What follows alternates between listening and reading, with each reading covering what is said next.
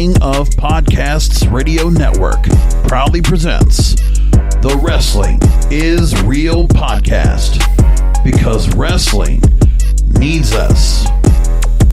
Welcome to the Wrestling is Real podcast, episode 592. This is the King of Podcasts. Thanks for being here. The Forbidden Door. The new arrangement partnership that we kind of talked about, but we haven't really focused a lot on because it has now been formed. We now have some actual information about it that Wrestling Observers talked about over the weekend and last week. Here we are. Things have already come about and happened. New Japan Pro Wrestling is now officially into a long-term partnership with All Elite Wrestling, and they're also working with Impact Wrestling in a true triad of wrestling excellence. This is much significantly, it's really bigger than what Ring of Honor had. Now, Ring of Honor, in a way, was the catalyst to bring this kind of relationship and what it did. Because as we know, this is the thing that's got to be understood,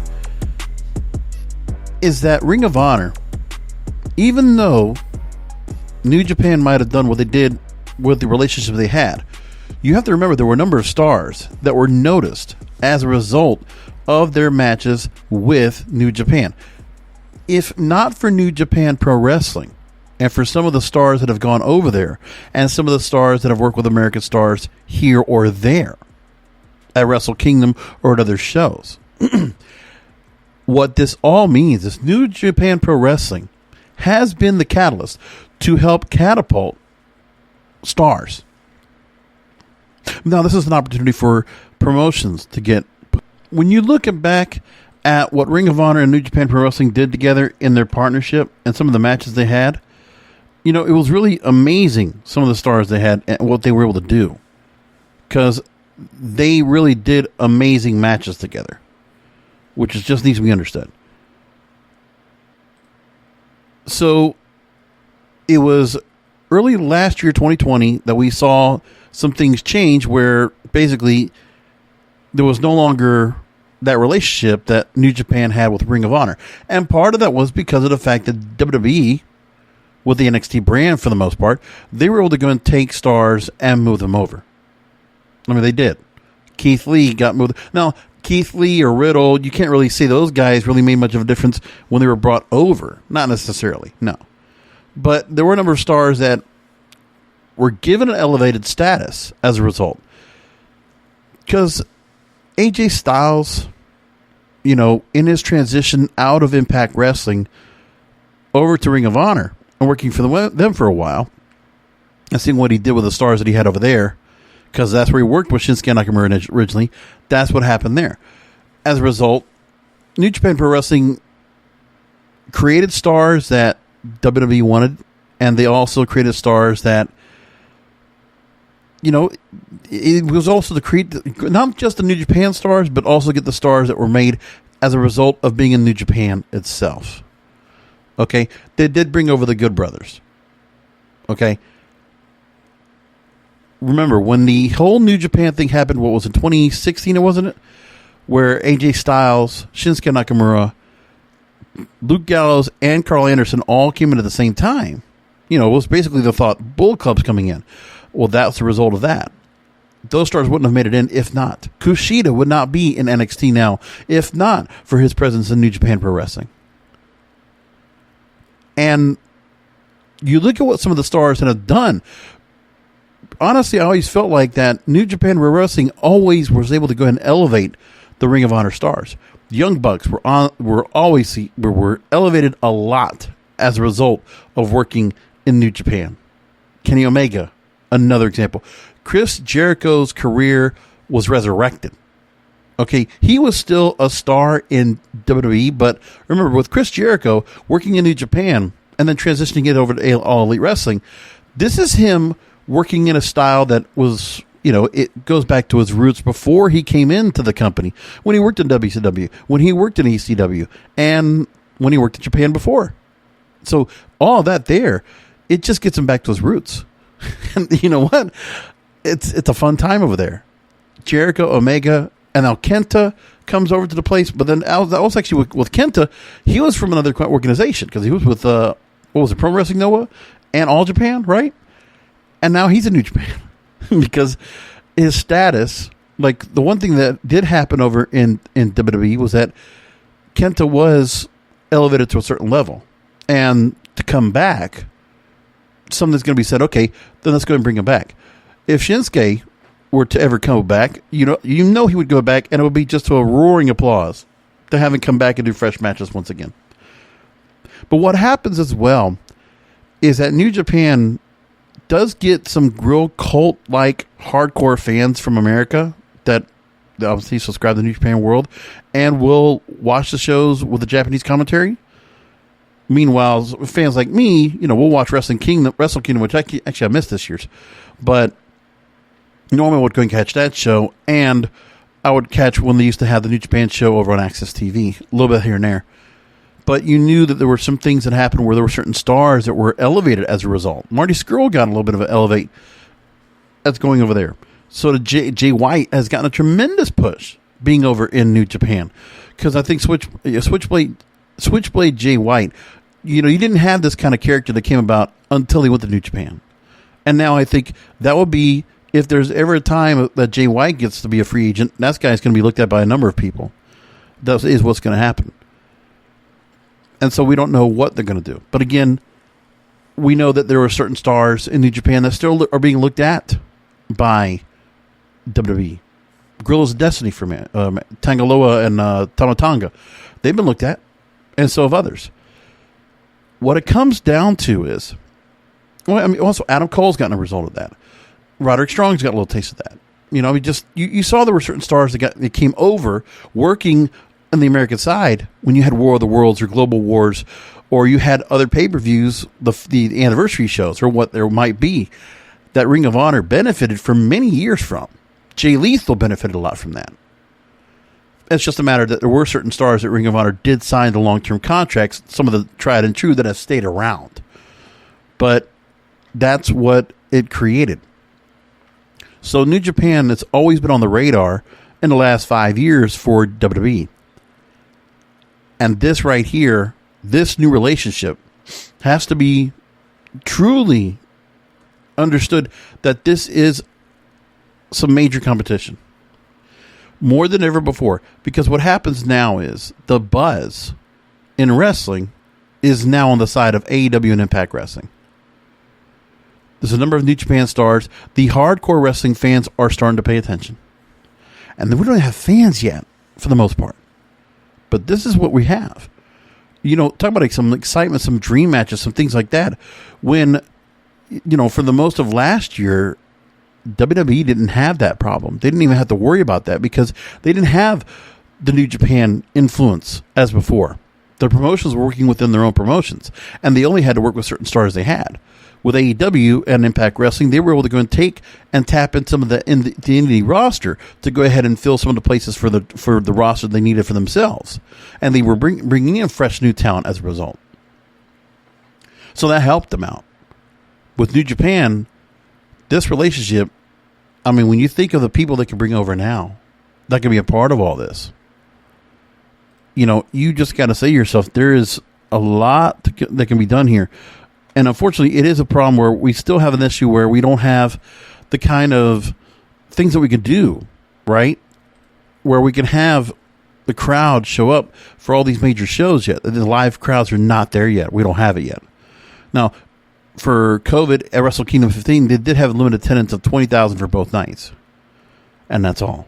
So it's one of the things where we have there's a struggle. And also, the sister promotion Stardom has also done a lot of things where they've also been looked at with a number of the stars that they've had. With the AEW Women's Tournament, there's a bunch of stars that have come out of that group, and from others that have also come in and visited at time to time. Or Yoshi, they've also come through. And when you have the relationships that Kenny Omega or Chris Jericho and the relationships have been fostered now with Tony Khan and Don Callis, you just got to look at yourself and see what you have. It's like really incredible. Among the stars that you can look at right now that will be possibly making their way in some way, shape, or form. The stars that people want to go and see that will make their way in, it's not just the Japanese stars. Remember, currently right now, when you look at some of the stars that are over in Japan working pretty extensively, you got Zack Sabre Jr., you got Will Ospreay, who gave tremendous matches over here at Ring of Honor for the great part of the relationship that they had. And then you look at the other names they have. You got Kazuchika Okada, who is definitely going to be making his way over here. We already have heard that Okada will be returning. He will be returning to Impact Wrestling because he did have a stint in TNA. He was poorly used as a bad run in the New Japan relationship when TNA was around. And now it has been restored. So Okada will get to, it'll be somewhat of a redemption. It'll be a coming of age where the true Rainmaker that we all know and we all are amazed by his matches, he's coming to Impact Wrestling. That is amazing. Come on.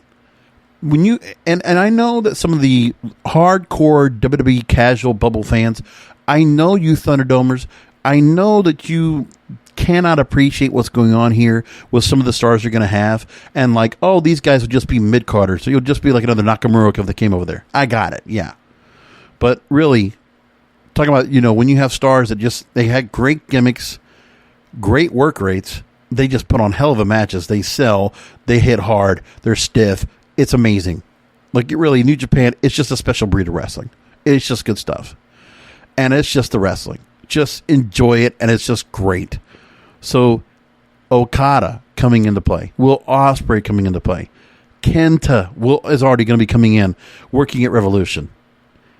Then you got Hiroshi Tanahashi. Oh, man, let me tell you what. Tetsuya Naito. Kota Ibushi. I mean, come on. This is ridiculous. These are some amazing, amazing stars that they have coming up. Jay White can be a part of this as well. Jeff Cobb is no longer a Ring of Honor. He's also Japan as well. And I think, he did make a little bit of a run in AEW, but very quickly. And, of course, they have a whole lot of stars when it comes to tag teams. So if Young Bucks or the Hybrid or, all the new stars that they have over there now, they want to have some tag team matches. God, I mean, you got Guerrillas of Destiny, you got Suzuki Gun, you got a lot of people to work off of. So you're not short of any tag team matches. You're not short of anything else. And that's what it comes down to. And now we have a Thin Juice that made their way into Impact Wrestling. So again, we're already starting to get the infusion, the infiltration of New Japan stars already making their way in. Kenta has already made his way in to AEW and has appeared. Finn Juice, Juice Robinson, and David Finlay have made their way into Impact Wrestling. We are now in. And then what comes up next will be the pay-per-views that will be coinciding, which are going to be happening before WrestleMania, right? March 7th, Revolution for AEW.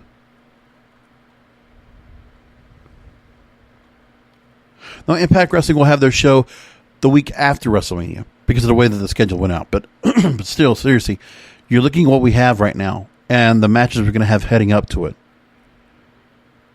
The buzz is now in AEW and Impact. And WrestleMania, given this now, 8 weeks away, the kind of buzz we have for it so far, there's not much to be said about it yet. Match has been announced. We still don't know what's going to be happening towards that show. And it's now time more than ever that this is where WWE needs to go and come back. They need to come back and create something of a headline for themselves. They need to start announcing matches for themselves. They need to go ahead and overtake the buzz, the press that's happening right now from New Japan. That is the news of the wrestling world right now. It's not the WWE. It's not. Last week we talked about My Hole and Nia Jax. So far, we could go ahead and mention, look, Cesaro had a great match against Daniel Bryan and, great promo and talking smack on last Friday. We could talk about Adam Cole turning on Undisputed Era. Sure.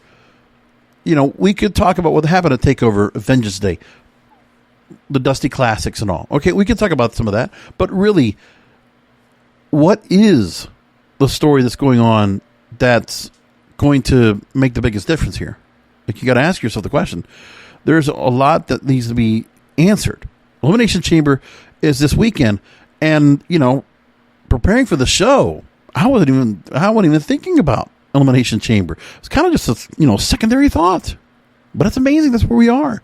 Elimination Chamber weekend, and I look at the difference at what's going on with New Japan Pro Wrestling coming into AEW and Impact Wrestling. It's major news, and people need to realize that. So let's go ahead and talk about what's gone on so far that we need to go and take a look at for ourselves. Because at this moment, it's major news is happening. Major news. So let's talk about the Forbidden Door or the Forbidden Portal, which has been trademarked by AEW.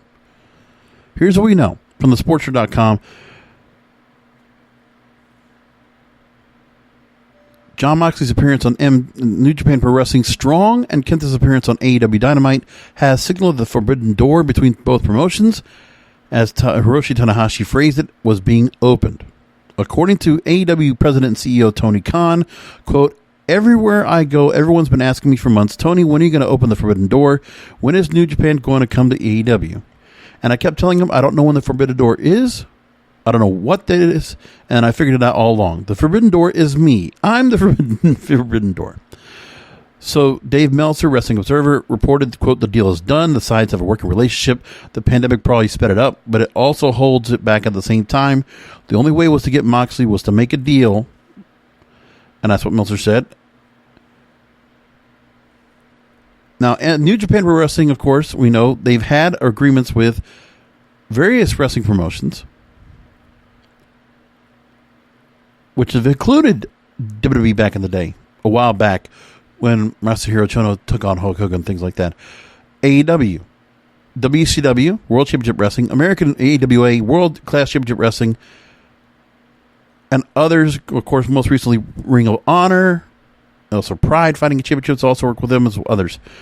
Now, Khan said the new partnership with AEW, however, is expected to go beyond any previous agreements. "I want to do more big ratings. I want to have more people show up. Let's do this every week. I can't wait for tomorrow night." So let's go ahead and look more into the story itself and figure out where we are now when it comes to this relationship. So we've heard what Tony Khan has already said so far. Cody Rhodes has also spoken out, and he has said about this, going to WrestleZone.com about this, that he's opened the matches against New Japan stars but prioritizes the AEW roster, which is a very important story. So Cody Rhodes, by making a statement, which we're going to talk about right now, is the fact that he wants to be able to go ahead and continue to keep the AEW stars a priority. And that this relationship is talent exchange, where he wants the stars in AEW to be the ones that are standing out. Meanwhile, the stars that are continuing to come in through New Japan in this relationship, where Ring of Honor might have done something where they've done some pretty big shows and they were able to get some pretty good crowds to go to their shows because they had so much New Japan talent going up and transition with the Ring of Honor talent, and not so many Ring of Honor against Ring of Honor matches that we had. So there was a lot of times when the championships were defended against New Japan stars. So you had that as well, which, makes sense here. And is that Cody doesn't want to lose the original nature for All Elite Wrestling in the first place. He doesn't want to just go and Tony Khan obviously wants to be able to do something with this, but Cody Rhodes looks like he wants to go and try to keep things still somewhat grounded in the original idea of the company. So Cody Rhodes wants to focus on All Elite Wrestling's roster first and foremost, but he's also excited about crossover matches now that AEW is working with New Japan Pro Wrestling and Impact Wrestling. He told the New York Post, quote, "I know in my heart that there is somebody I'd love to wrestle from New Japan.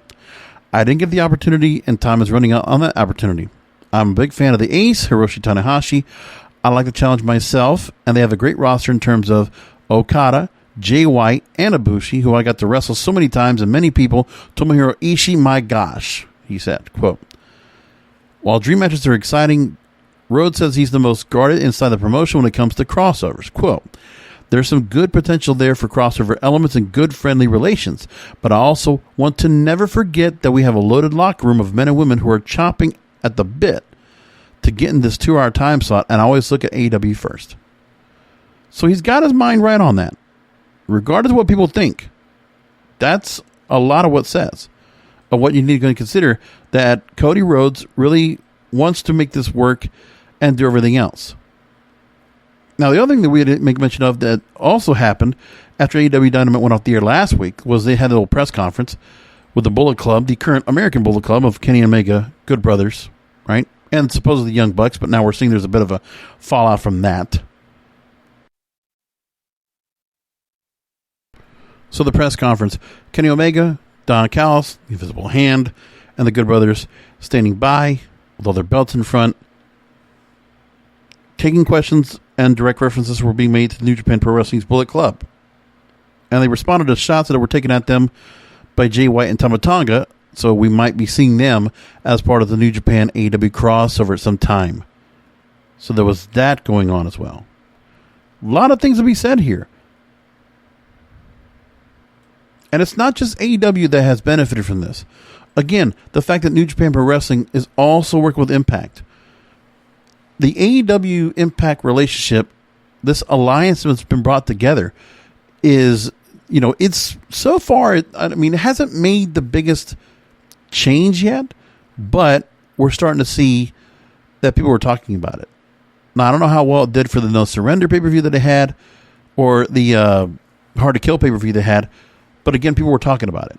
There's a lot being said about the Hard Kill pay-per-view because of that main event. And then, the inflection, the infusion of Impact Wrestling being able to go and use Kenny Omega as part of the TV stuff that they're doing right now. It's great. Also, the fact of the matter is that we have no live events to go through, no road show to deal with either. The AEW and Impact Wrestling are in steady locations. They're positioned in two separate locations, which is easy for them to go ahead and travel one way or the other. So for the wrestling, it's been pretty good to go and do that. The only thing it would be is for the Japan wrestlers, the Japanese wrestlers have to go make that trip over here, deal with the COVID and all the issues that are going on with that. So there's a lot to be said right there, and it's interesting. So again, we talk about how the No Surrender show, there was a video shown to announce that fans, which we saw on Tuesday night on Impact Wrestling, that Juice Robinson, David Finlay were on the way to Impact, and that PW Insider reported that the working relationship was in the works before AEW's collaboration with New Japan. So Impact Wrestling was actually getting in on this earlier. And there were plans for Finlay and Robinson to debut at the last set of tapings, but there was a scheduling issue, so the plans were delayed. So the Impact relationship with New Japan Pro Wrestling has been in the works for several months. Harold Meiji's exit from New Japan opened the doors for talks to begin, but the Good Brothers being signed to Impact really helped because New Japan was interested in them. So Impact was trying to repair this relationship for several years. Looks like they've achieved the goal. So I can imagine where the new relationship with Don Callis and Scott D'Amore, the thing is, Impact Wrestling is doing the smart thing by being friendly with the other promotions, which has been good. Now, I'll be honest, with all this love going on within the alliances of all these companies, I would love to see where MLW got in on this as well.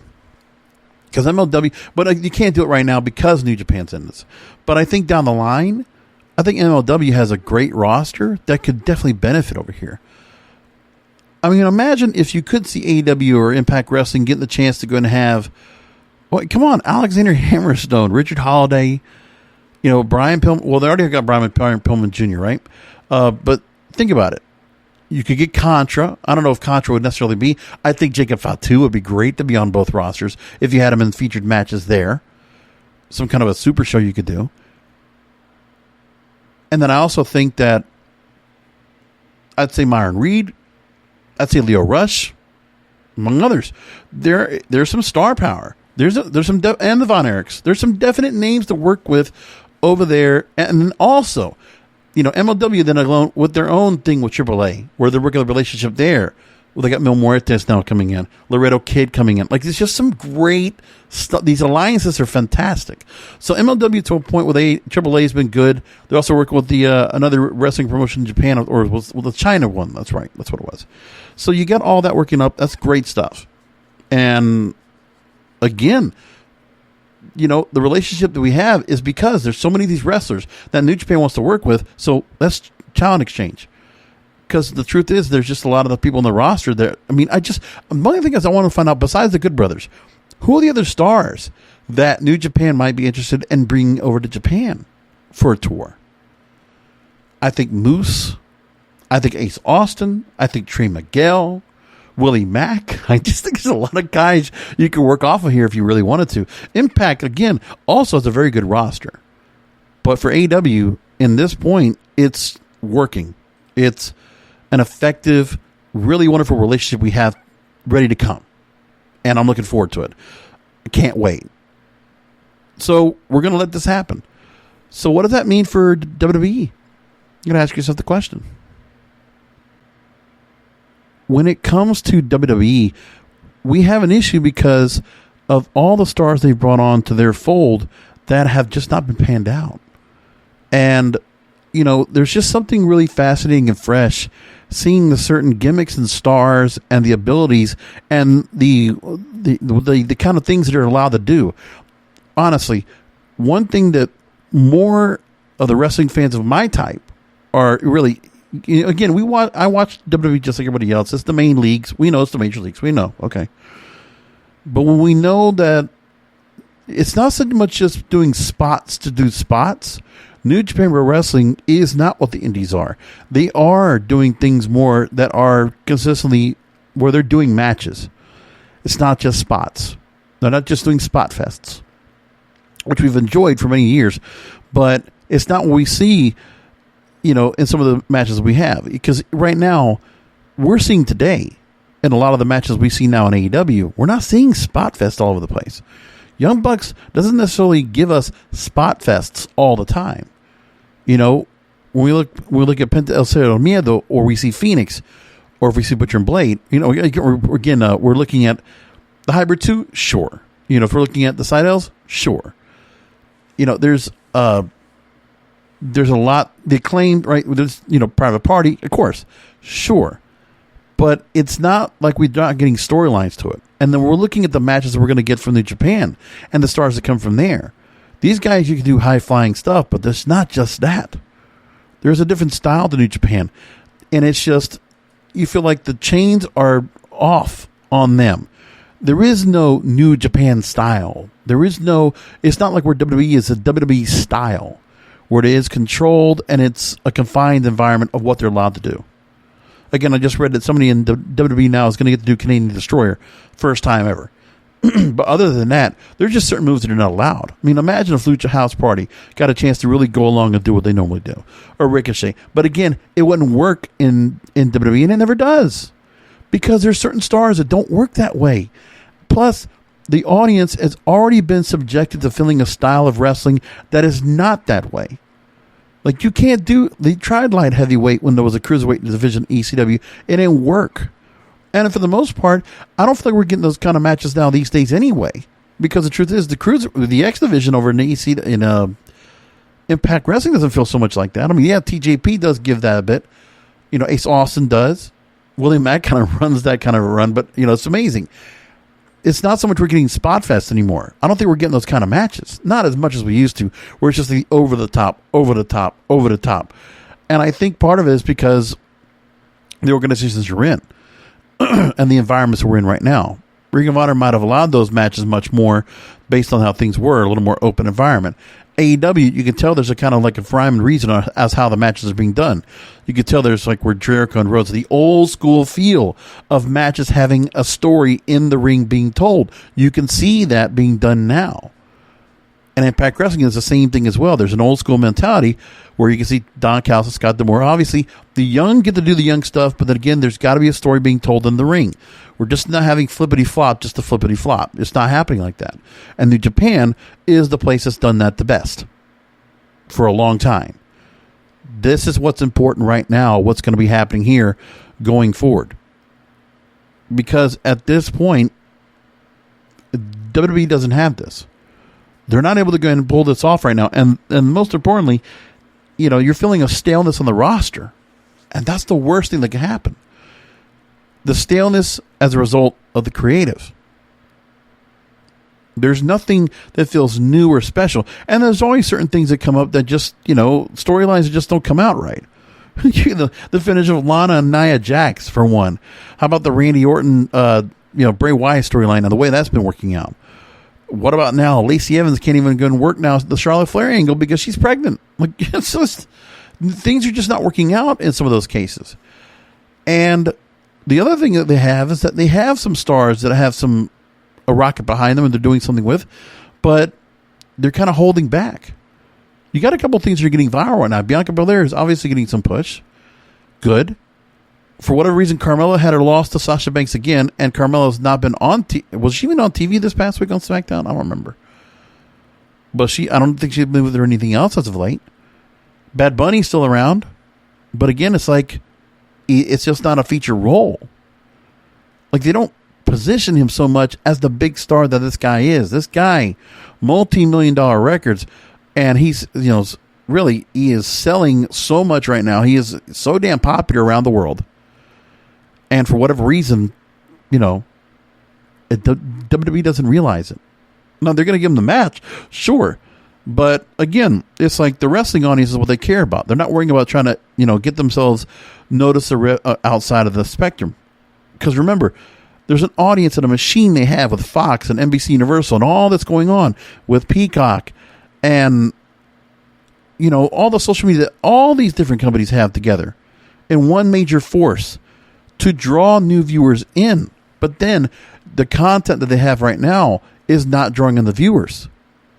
Again, for Raw to go and do what they did this past Monday to basically give away the Elimination Chamber match as a gauntlet. We're still going to get that match, but again, we got basically the full match on Monday, and that was kind of just a strike a rating. Sure, it got the rating up, 1.8 million viewers. That's it. Like, back in the day, you want to go and do Hot Shot Booking, that would be for 3, 4, 5 million viewers, not 1.8 million viewers. It reeks of desperation. That's where we are right now.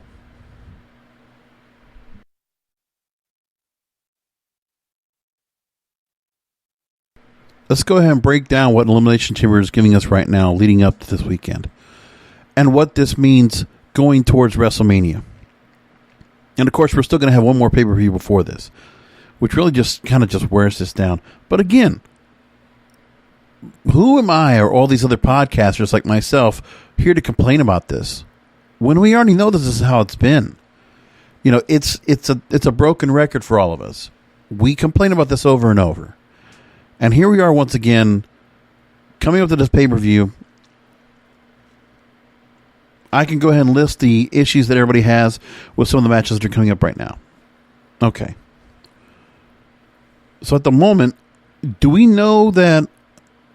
Actually, that's another question. Do we even know... is there any word as to who's going to take on Asuka? If that match is still going to happen this weekend at Elimination Chamber, or is that not going to happen? Because at the moment, I'm looking on one site, and they still have the match there on the card. I don't know if that's there or not, if it's meant to be, or if that's been changed, but I need to go and check that now. Well, at the moment, it's still on the books, so I'm not sure what that's supposed to be. If that match is supposed to happen, if she already is, like if she's going to work the match, and then she's not off the roster yet, so I don't know what to think about this yet. Because here's the other problem, is that nobody has actually put in who's going to take on in that match. Because everybody's trying to say that the pregnancy was announced, that it was legit. But we don't know anything else after that.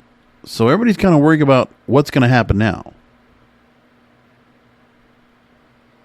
And at the moment, I don't know. I don't know what to think right now, what's going to happen. But again, it's too soon. We have no answer yet. So at this point, as of press time, the match is still scheduled. So you got that to go for you. And again, could it be a pregnancy storyline? Yeah, it could still be. But, and I'm questioning about it because she already has a child. She has a daughter. The daughter's, pretty much like 6-7 years old. I didn't think she was going to get herself into another relationship. Just naturally, have another child so far apart. That's kind of interesting, but I'm not sure what to think about that. And it could be a storyline to go up against Charlotte Flair. I don't know. But again, we don't know what's going to happen with Asuka when it come down to it. So they haven't announced that yet. So we have no answer as to what that match is going to be going in Elimination Chamber, which is a red flag right there. We already saw Elimination Chamber, basically the match given almost in its entirety, getting 45 minutes or whatever it was on Raw. And Drew McIntyre losing to Sheamus, who now Sheamus gets to be the last entrant into the chamber. And now there's the thought that Drew McIntyre... So they had to wait until now to get Sheamus to a point where he could be an opponent that could take out Drew McIntyre. So we never got the match with Sheamus and Drew McIntyre. Instead, we just had to get this convoluted way to get all the way to here where Sheamus looks like he could be the odds-on favorite. We're not going to give the one-on-one match, even though Drew McIntyre will be retaining the title, I'm pretty sure, at Elimination Chamber. So why are we doing this? Maybe it's because they want to go and then say that Sheamus and Drew McIntyre will then face each other at Fastlane. And that's where they go next. I don't know. But we still don't know who Drew McIntyre or Roman Reigns are going to face at WrestleMania. We don't have those answers yet. No, it's not Goldberg. And Edge hasn't given us an answer yet. So we don't know. Miz also still considered a part of this. Could he cash in? Which still doesn't make any sense either. And would be a horrible idea if they decided to put Miz and put that Money in the Bank briefcase in this, which tells you everything you have to know about this company right now. The fact that the Miz still holds this briefcase, who was previously Otis's briefcase. Just a booking on one of the easiest ways to book a potential champion is the Money in the Bank briefcase. And they've ruined it. Right? They're more concerned with Bad Bunny being 24/7 champion than they are with this Money in the Bank briefcase. There's no plan behind it. They don't know what to do with it. They just put it on the Miz because it was just a prop for him to hold on to. Is he actually going to cash in? And will it be another blow up like a Baron Corbin? Is that what's going to happen? Right? We don't know yet. These are the things we don't have an answer for. It's not a good way for this pay-per-view to get off started, especially during WrestleMania season. But leaving us a suspense that we don't know what the matches are going to be. Again, we know the Elimination Chamber match is going to happen for the WWE title. No women's title this time around. No women's chamber. Tells you the weakness they have of building stars within that right there. They can't even build Elimination Chamber for the women this time around because of the lack of what they have. That's not good. Well, and that's okay. One match like that's fine. So then you have an Elimination Chamber for the SmackDown #1 contender. Now, is that going to be the contender that will go up at WrestleMania or Fastlane? Right? The more contender we're going to have in that match, we'll have Cesaro, Daniel Bryan, Kevin Owens, Sami Zayn, King Corbin, Jey Uso. I don't know what to think about that. Because again, it's just SmackDown #1 contender. It's not the one going to WrestleMania. And again, I don't see where Edge and Drew McIntyre becomes the match we're going to see. I don't see why it's not Edge and Roman Reigns. Unless they have somebody else that's a better idea that comes into this. I don't know. But there's no answer for this yet.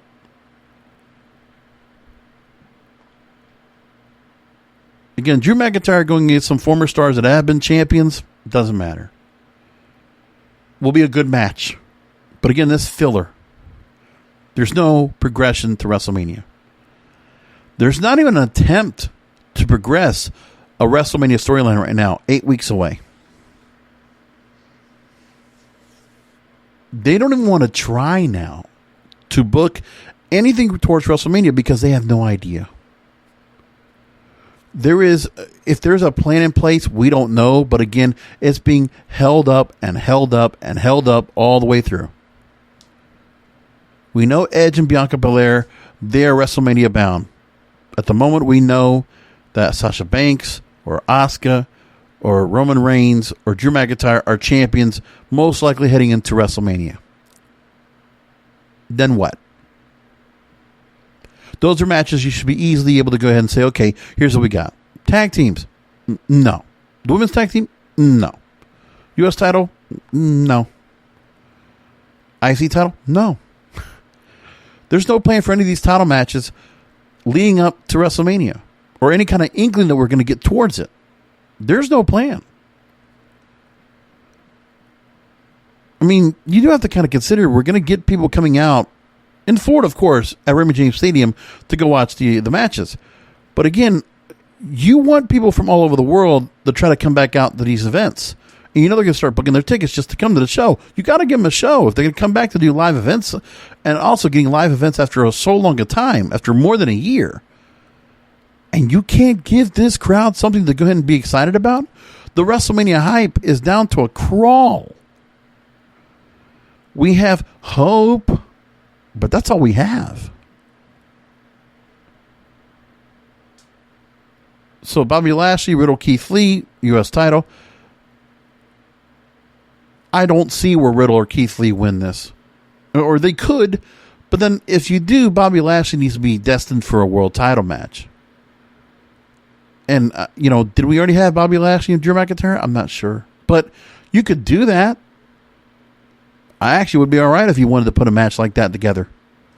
And Drew McIntyre and Bobby Lashley took on each other for the WWE Championship. Sure. I'm fine with that. And they go Edge and Roman Reigns. And then Bad Bunny has this match. Okay, there's a couple of matches to go with. Bianca Belair. Have her go up against Sasha Banks. There's 4 matches. Does it make a WrestleMania? No. Makes for a good pay-per-view. But again, it's what we're going to get like we did last WrestleMania. Again, we're getting over 2 nights. So the spectacle of WrestleMania will be 2 nights of action as opposed to major matches we'll have throughout. And we don't know if we're going to get a cinematic match or not, like we did last year. We don't know what that could be. Could it be Alexa Bliss coming back into play or Bray Wyatt? And we know we'll have that somewhere. Or what else they might do. We don't know. We also don't know what Braun Strowman or Seth Rollins are going to be brought into the mix. We know Seth Rollins, I kept reading about, he's supposed to be getting some new theme song. Maybe they're going to change up his gimmick now. I don't know. There's no idea what they're going to do with it, things yet. No clue. And this is the problem they have. It's such a rough time for them right now. And they have people that are paired together, just to be paired together. And there's, again, does anybody feel anything special with Otis being paired up with Stan Gable? Or do we feel anything when it comes to Elias with Jackson Riker? Right? Or Miz and Morrison? Do we care about that now? Or Lana being paired up with Naomi? Like, really, is there anything we're getting right now that just feels like, wow, I can't wait to see this? Like, I did like Carmella and the Sommelier. And I like Sasha Banks coming out there quite a bit to do with what they're doing with her. But again, it's just like, okay, where are we now? What's going on? The lack of creativity and creative direction this company has. And I know that we're looking for some new creative people to up on the SmackDown and roster side and Raw sides, right? And this is where the deals have been done. Nick Khan, I reach out to you, my friend. The issue with creative needs to be addressed. It really does. I don't know what the plan is for that or what you do. But there's no answer right now. Nothing that I can think of that I'm really saying to myself, okay, this is going to be good. So now, a couple things I want to talk about when it comes to wrestling, when it comes to the locker room and what's going on right now within creative and what's going on back there with Hunter and Vince and all the issues they're having right now. Because as we know, there's just so many issues right now that are just in bad shape as we know this whole point. And there are stories that come out from the wrestling rags about creative and what there's been going on right now of all their issues.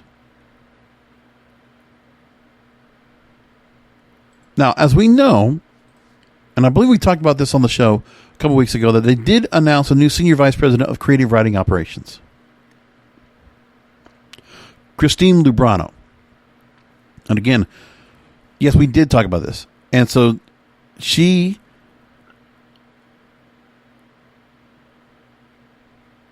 was announced a few weeks back as becoming new Senior Vice President of Creative Writing Operations.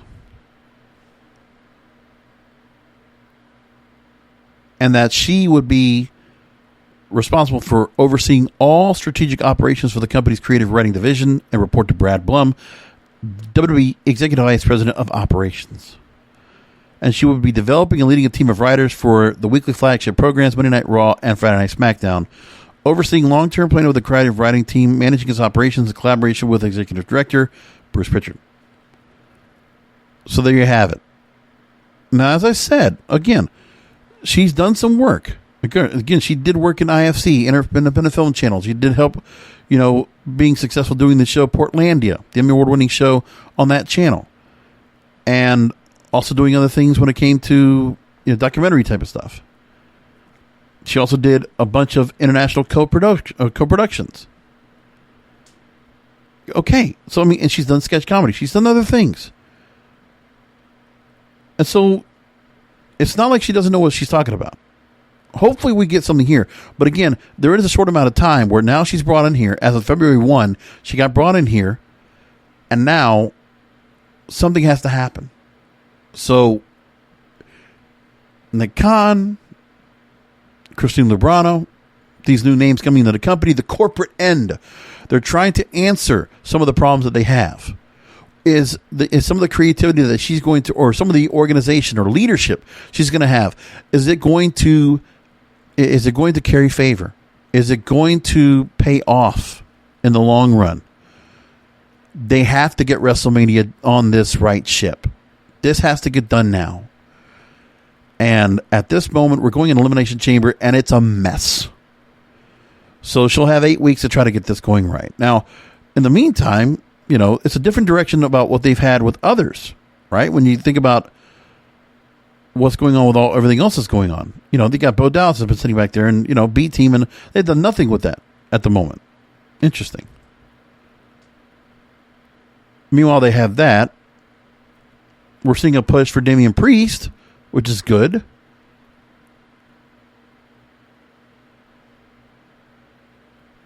And so far, Damian Priest is actually doing really well, and people are feeling good about him so far. That's why they also gave him the stint with Bad Bunny. Good. So you got that going for you.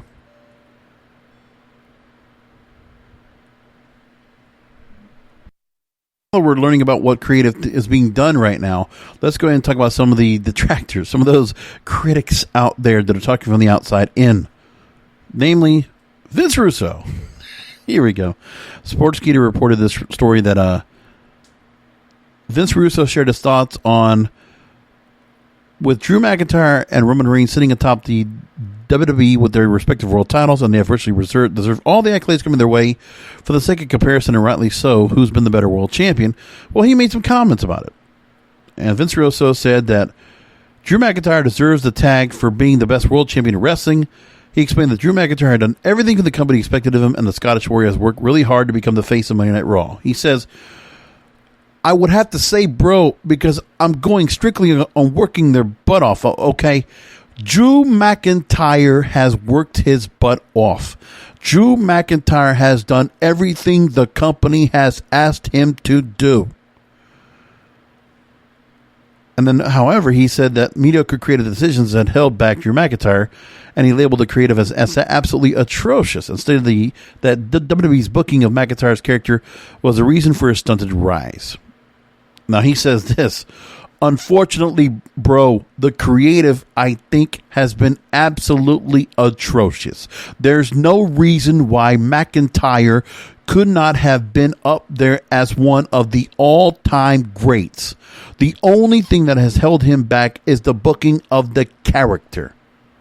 Now, while Russo loved Reigns and the Tribal Chief's work on SmackDown, McIntyre's professionalism and work ethic have been exceptional, puts him ahead of the Universal Champion.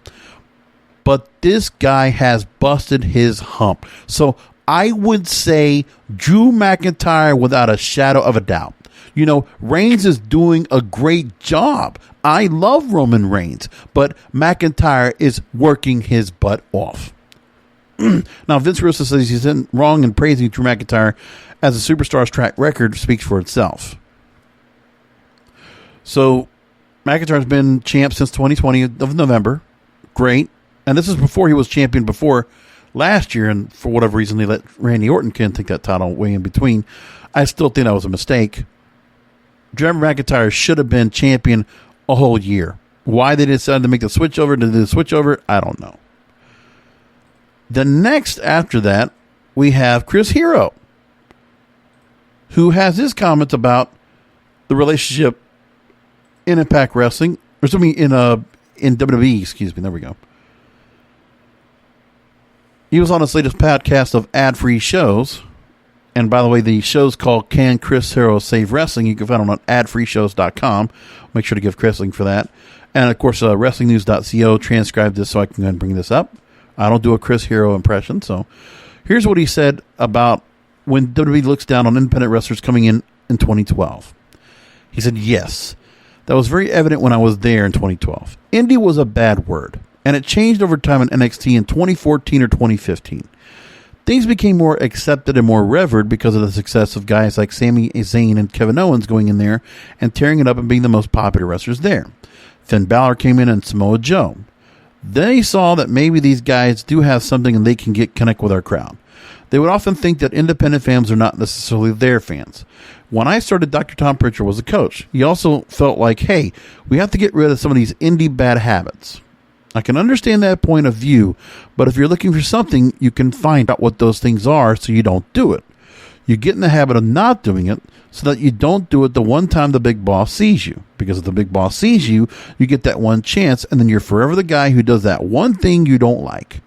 Now with NXT, you have a different big boss who has different tastes than Vince. So there are other things that Vince likes that Hunter doesn't. There are things Vince likes that Hunter doesn't, and that can get very confusing. So tells you everything about this company right now and the issues they have. There's just so much that's just not understood right now that, it's an issue.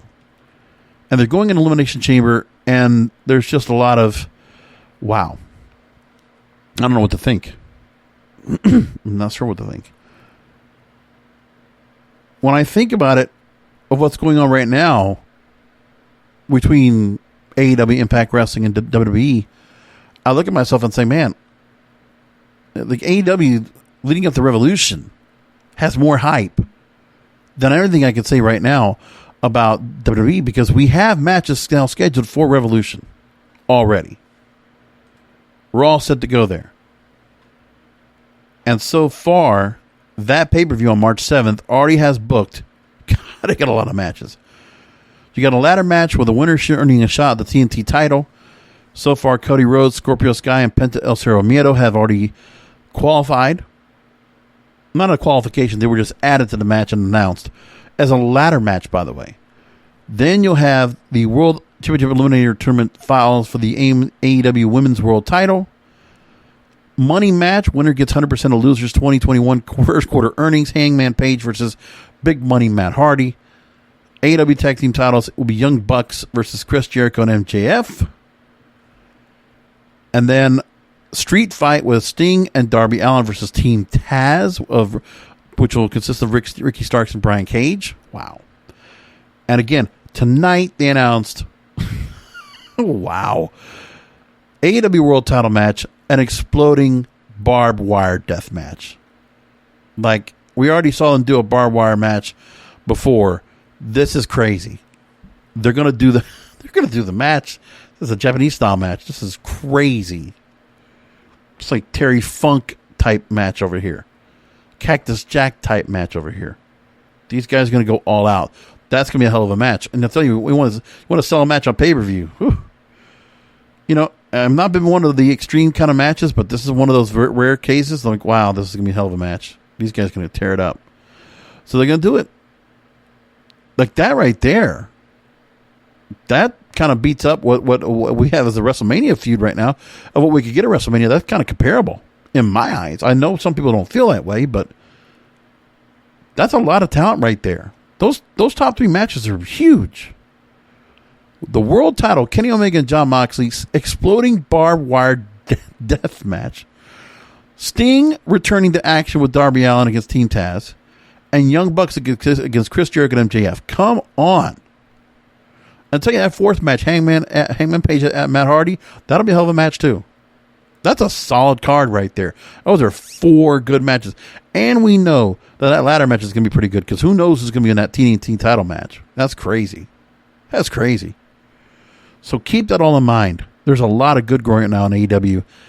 And the momentum is there. And that's not even with anybody from New Japan being part of this yet. The New Japan stuff doesn't even start up yet. That's coming up. So WrestleMania season is here. But the hype right now is in AEW and Impact Wrestling. Not so much Impact Wrestling yet. That's going to take some time. Obviously, their numbers are not hitting up there like they should yet. They're still getting about 150,000 live viewers for their show. They expanded their lineup. They added the pre-show now for their show Beyond the Impact. They did that. We'll see how that does. And, at this moment, they're just moving along. But people are starting to notice them more and more, which is good for them. That's all I'm going to say about that. We're going to do we're going to do a post show for Elimination Chamber this Sunday here at WrestlingIsReal.com. And if we're going to talk about the matches themselves, I'll just going to reiterate who I think is going to do well in the match. Drew McIntyre will retain, and the Elimination Chamber, Roman Reigns will retain the Universal title. And I think it will probably be. I'm going to hate this, but it just could very well be. I think Cesaro might be the one that gets a chance to go in the Elimination Chamber match and win it. And then Roman Reigns has to take on Cesaro. I think they'll just do that. Because really, they're not even booking who the opponent's going to be. So it could just be any of those guys, and it doesn't matter because they already have other matches already booked. I think we'll get a swerve with Asuka and Lacey Evans, so I don't know if we're going to get a match at all. And I'm going to say Bobby Lashley will retain over Riddle and Keith Lee because I don't think they matter. Not to the company. They should matter, but they don't. Just saying, that's what I think it is right now. So anyway, we'll leave it there. I got to go ahead and tune in. I don't know if we can have time tonight. I can probably do it tomorrow. Or I'll try to watch the Filthy Island episode of MLW and see what that's all about. That'll be fun. And we'll keep an eye on the New Japan stuff. So anyway, come back this Sunday. Enjoy Elimination Chamber. We'll come back for a post show right here at WrestlingIsReal.com because wrestling needs us. Thank you for listening to the Wrestling is Real podcast. You can find all previous episodes at WrestlingIsReal.com or subscribe to the show on all major podcast outlets, including Apple, Amazon, Google, Spotify, and iHeartRadio. Follow the King of Podcasts on Twitter, Facebook, and Instagram at King of Podcasts, and search King of Podcasts on YouTube. Or type youtube.com/JBRASCO951. This has been a presentation of the King of Podcasts Radio Network.